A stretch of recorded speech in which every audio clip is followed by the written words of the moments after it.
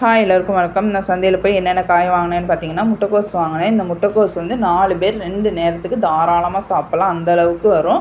அதுக்கப்புறம் மீன் மேக்கர் வாங்கியிருந்தேன். மீன் மேக்கர் வந்து 20 ரூபாய்க்கு வாங்கியிருந்தேன். ஏன்னா வெஜிடபிள் பிரியாணிலாம் போட்டால் செம டேஸ்ட்டாக இருக்கும். அப்புறம் வந்து 10 ரூபாய்க்கு உருளைக்கிழங்கு வாங்கியிருந்தேன். ஏன்னா கிலோவே வந்து 30 ரூபா தான். ஆனால் 10 ரூபாய்க்குன்னு கேட்டால் ஒரு 4 உருளைக்கிழங்கு தான் கொடுத்தாங்க. சரி போதும் நம்மளுக்கு அப்படின்னு, ஏன்னா ஏற்கனவே வீட்டில் ஒரு 4 கிழங்கு கிடக்கு, அதனால் விட்டாச்சு பார்த்துக்கோங்க.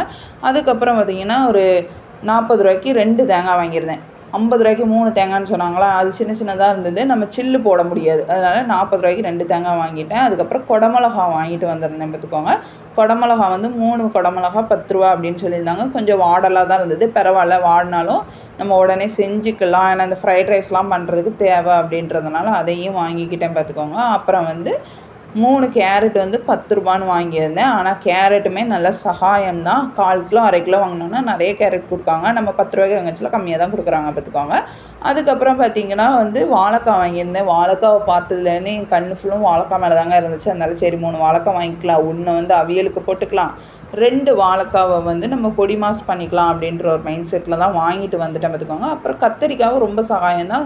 கத்திரிக்காய் வந்து 20 ரூபாய்க்கு 2 கூறு எடுத்திருந்தேன். நிறைய இருந்தது பார்த்துக்கோங்க. நான் கொஞ்சம் தான் நான் வெளியே எடுத்து வச்சுருந்தேன். அப்புறம் கீரை காமிச்சேன் பார்த்திங்களா, அந்த கீரையில் எனக்கு ஒரு டவுட்டு, அது வந்து அரைக்கீரையா தண்டுக்கீரையான்னு தெரில. ஆனால் செம்ம டேஸ்ட்டாக இருந்தது. ஆனால் எனக்கு ஸ்மெல் வந்து அரைக்கீரை ஸ்மெல் தான் வந்துச்சு பார்த்துக்கோங்க. அப்புறம் வந்து கருவேப்பிலை கட்டு வந்து சின்ன கட்டு தான், ஆனால் 10 ரூபா, பரவாயில்ல தான். அதுக்கப்புறம் வந்திங்கன்னா புதினா வாங்கியிருந்தேன். புதினா நல்லா பெருங்கட்டாகவே இருந்துச்சு பார்த்துக்கோங்க. அதுக்கப்புறம் கொத்தமல்லி தழை வந்து 2 கட்டு வாங்கியிருந்தேன். ஏன்னா கொத்தமல்லி எல்லாத்துக்குமே யூஸ் பண்ணுறோம், சட்னி ஆட்டுறோம், அதனால் வந்து 2 கட்டாக வாங்கிட்டேன் பார்த்துக்கோங்க. அப்புறம் பையில் இருந்த கத்திரிக்காயெல்லாம் வெளியே எடுத்து வச்சுக்கிட்டு இருந்தேன்.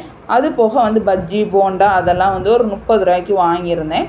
அதுக்கப்புறம் கேரட் கூட என்ன வாங்கியிருந்தேன்னா 10 ரூபாய்க்கு பீன்ஸ் வாங்கியிருந்தேன். 10 ரூபாய்க்கு பச்சை மிளகா வாங்கியிருந்தேன். இது எல்லாமே வந்து நான் 200 ரூபாய்க்கு தாங்க வாங்கியிருந்தேன். பரவாயில்ல தான், இவ்வளோ 200 ரூபாய்க்கு வாங்கியிருக்கோன்னா சந்தையில் ஓரளவு பரவாயில்ல. நம்ம கடையில் வாங்கினோன்னா இவ்வளோ காய் 200 ரூபாய்க்கு வாங்க முடியாது. நான் அது போக நான் என்ன வாங்கியிருந்தேன்னா 1/2 கிலோ சிக்கன் வந்து வாங்கியிருந்தேன். ஏன்னா நான் டயட் இருக்கிறதுக்காக. இவ்வளோ காயும் நம்ம 200 ரூபாய்க்கு ஒர்த்தான்னு சொல்லுங்கள்.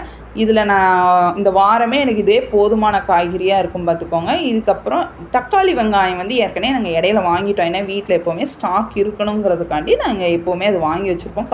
1/2 கிலோ காலி ஆகிட்டனாலே நான் அப்புறம் 1 கிலோ வந்து தக்காளி வாங்கிக்குவேன். அதே மாதிரி வெங்காயமும் அப்படி தான், 1/2 கிலோ காலி ஆகிட்டுனா அப்புறம் உடனே வாங்கி வச்சுக்குவேன். ஏன்னா வெங்காயம் தக்காளியும் நம்ம போடாத குழம்பே இல்லை பார்த்திங்களா, அதனால் அது மட்டும் எப்போவுமே வீட்டில் வந்து ஸ்டாக் வச்சுக்கிட்டே தான் இருக்கணும். அதேமாதிரி பச்சை மிளகாய் யூஸ் பண்ணிச்சில் பார்த்து யூஸ் பண்ணுங்கள். இது வெயில் காலம் பார்த்துக்கோங்க. காய்கறி நிறைய சேர்த்துக்கோங்க. இந்த வீடியோ பிடிச்சிருந்தால் லைக் பண்ணுங்கள். தேங்க்யூ.